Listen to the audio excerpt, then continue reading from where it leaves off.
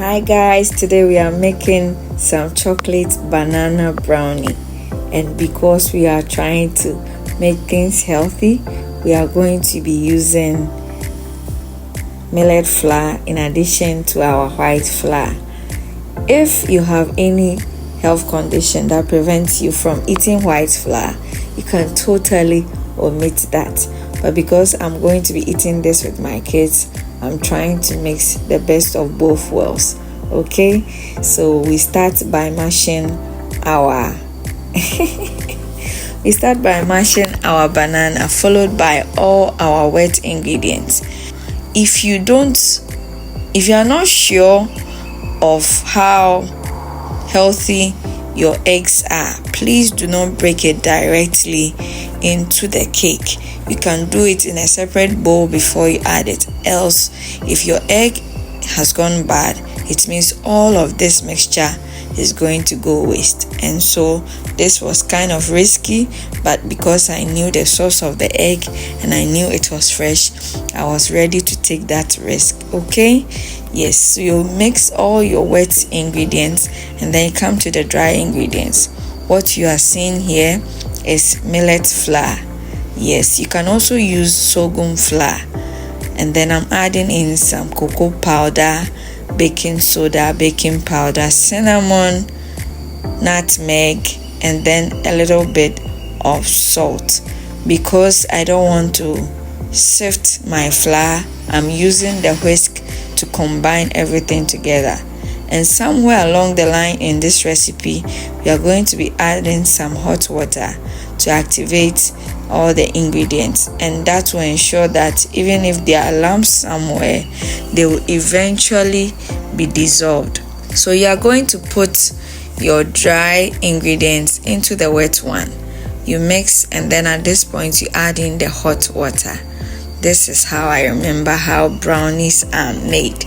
Okay, yes, and because we are doing it just like how I remember, this is how you go about it.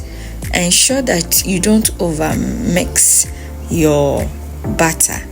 When you over mix your butter, sometimes it might not get the volume you are supposed to get after baking it, and so please be watchful with that. Go in gentle circular motions in one direction. Don't be going clockwise and anti-clockwise until your butter has gotten to this consistency. And then you can put some margarine into your cake tin. If you don't want to use this method, you can put in your baking sheet or your parchment paper, and then you can fill it up with your butter. By this time, your oven should be put on and then put around 200 degrees Celsius. Because we are using millet, the cake is a bit dense, and so the heat should be a little bit up.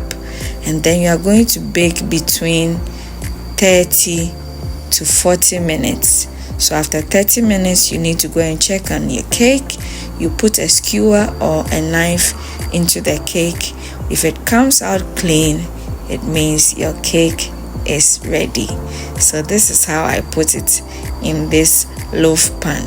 If you have any decorative kind of cake pan, you can use, but I intentionally used this for this recipe so that it is going to cook well. If it's too much, I don't know the end result, so I put them into bits so that they can cook well. This is the outcome of our banana chocolate brownie. I did several batches because we're going to be eating it for about 2 weeks as snack, as things that the kids could munch on when they come from school and they are trying to wait for their supper. And they loved it, and I believe you're also going to love this. If you like this, comment, like, share, follow this page or subscribe for more healthy recipes of this nature with an African touch. See you in the next one. Love you guys as always. Bye.